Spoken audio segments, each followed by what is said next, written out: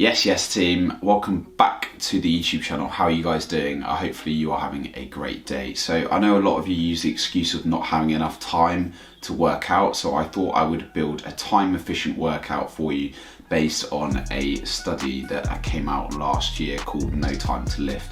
So I'll be summarising the findings of this study and applying them into a real life example workout that you can do at the end. So stay around for the end of the video for the example workout that will take you only about 30 minutes, hit all the major muscle groups, get you some gains and get you in and out of the gym quickly. Before I get into the video, drop the video a like and subscribe to the channel if you are new. It really helps the channel grow and I'd really appreciate your support. Now let's get into the video.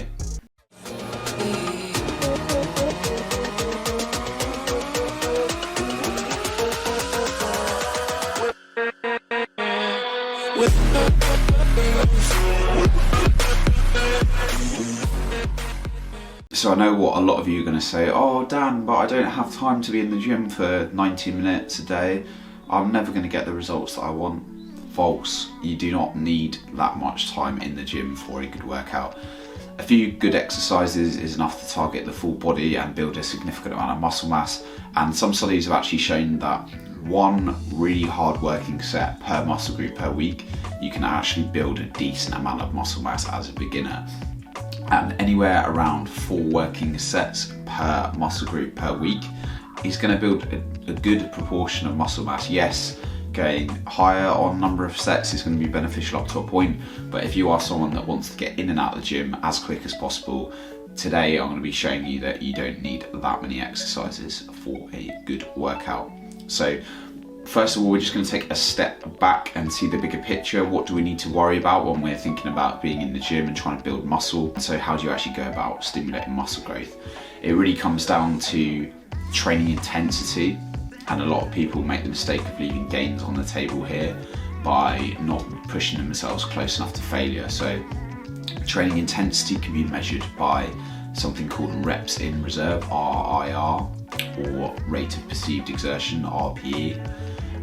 Essentially this just means how many reps are you leaving in the tank. So RIR of 0 means that you have 0 reps left in the tank and you're training to failure, and IRR of 3 would mean that you've left 3 reps in the tank. And I think a good ballpark is somewhere around the 0 to 3 reps range left in the tank. Now the second portion of that is, once you do have that training intensity established, it's progressive overload, which is a term used to describe how your body needs to continuously adapt over time.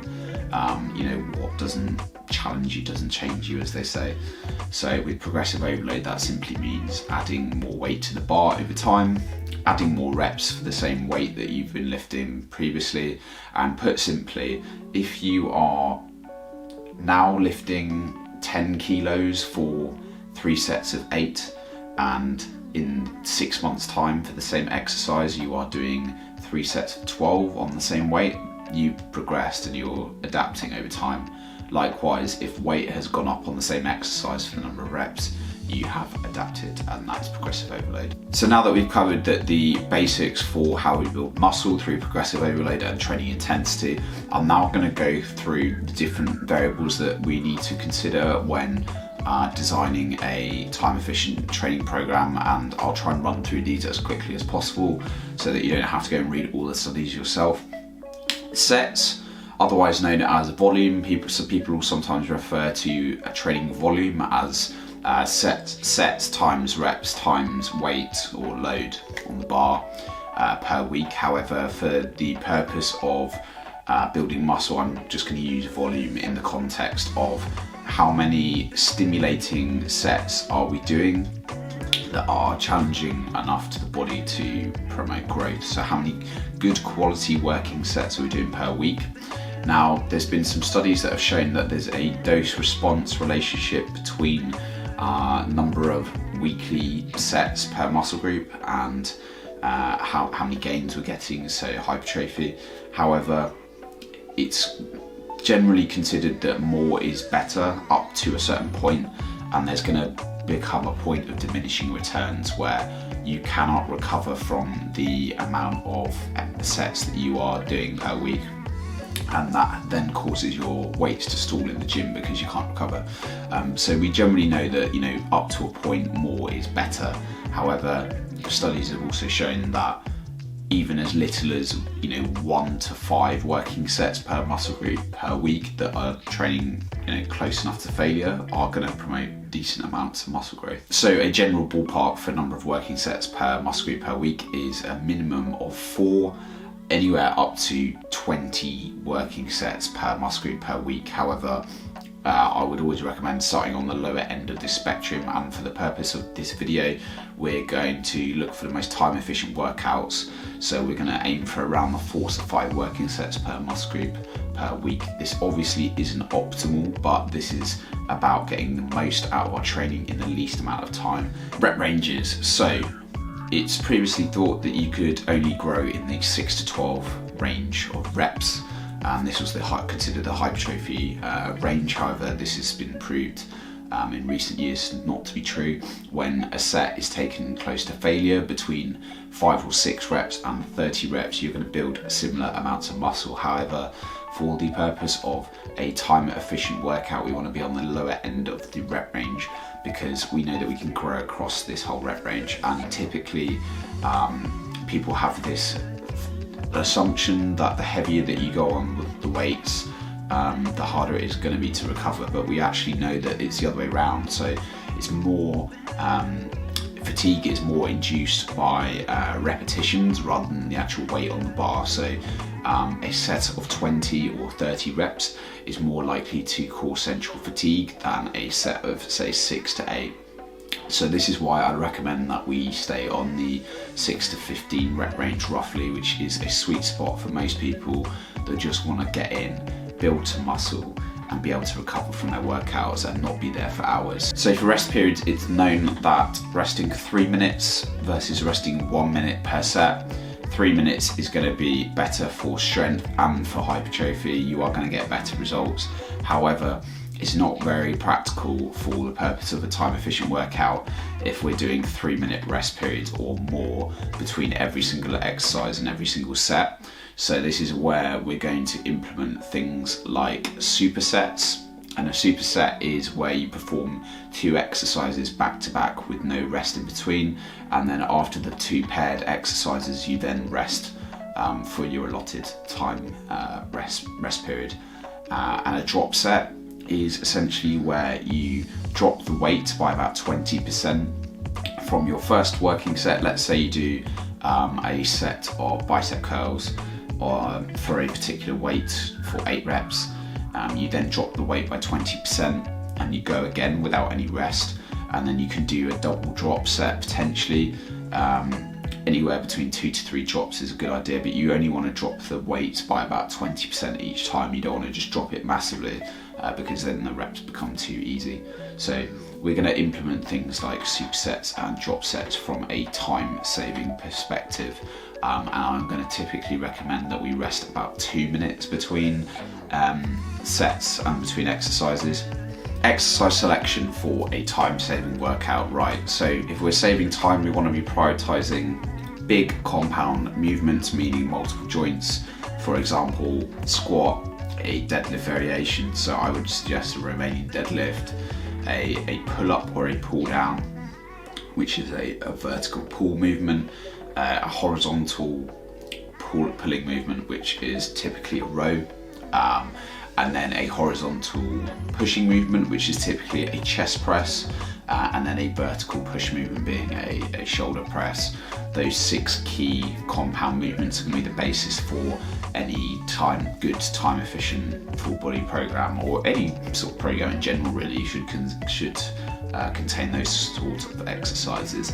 So I touched on training intensity earlier, and I think the best and safest approach to this is for more complex movements such as compound lifts where you're using multiple joints, deadlifts, squats, things like that. It's not very practical to go to complete failure, especially with the weight that's going to challenge you, because that could compromise form and be not very safe, could potentially cause injury. So whereas if you think about a less complex movement like a bicep curl, it's pretty safe to go to complete failure on a bicep curl.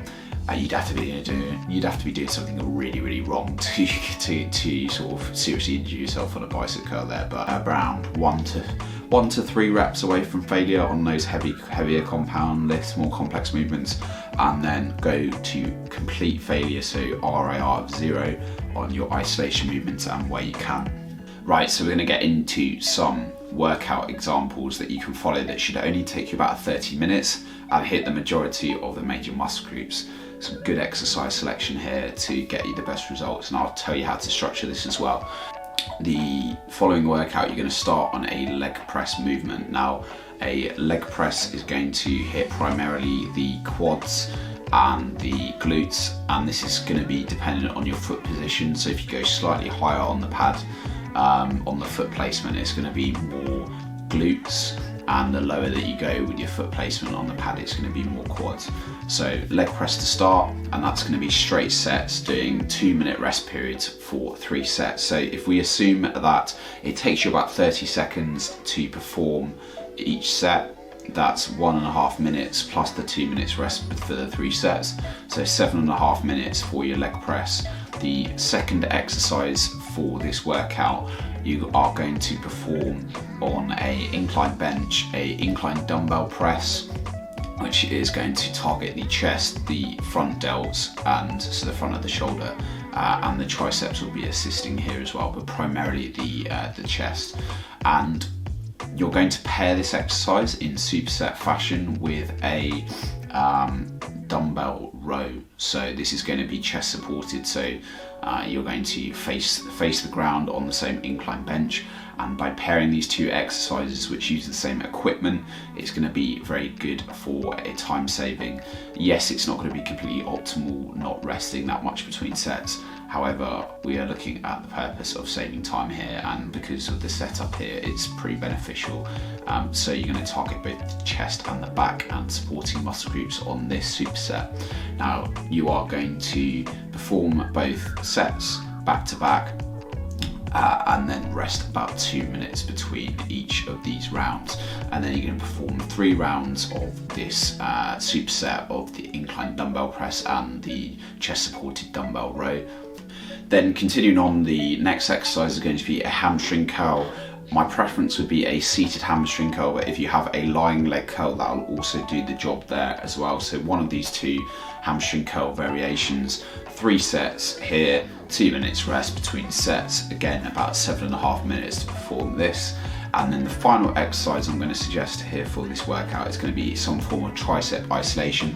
So you can think about doing something like a tricep push down or a overhead tricep work.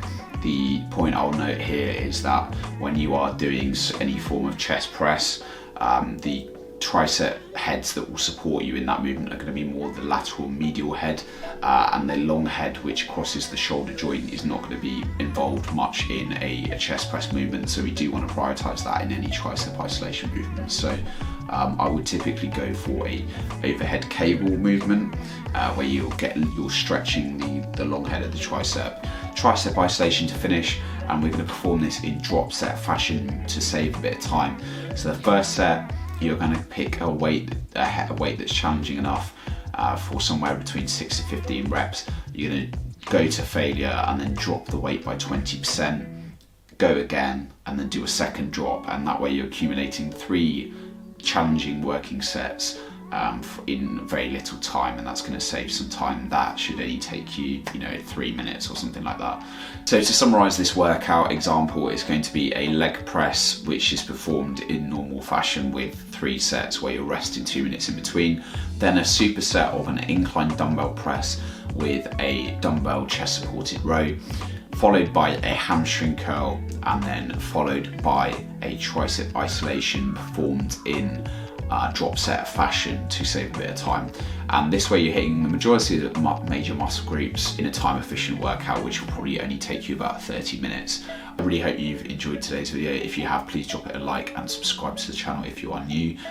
What I will say as well is that I have another example full body workout that you can perform that will again take you only about 30 to 40 minutes. And if you do want these example workouts to follow, then follow me on Instagram below, @PTShine and drop me a DM, and I'll be more than happy to send over a free training program with these 2 workouts that you can follow. Really hope you found the video useful. Any questions, put them in the comments below, let me know, and I'll wish you the best. Hope you have a great rest of your day. Thanks again for watching, and I'll see you later. Thanks, bye.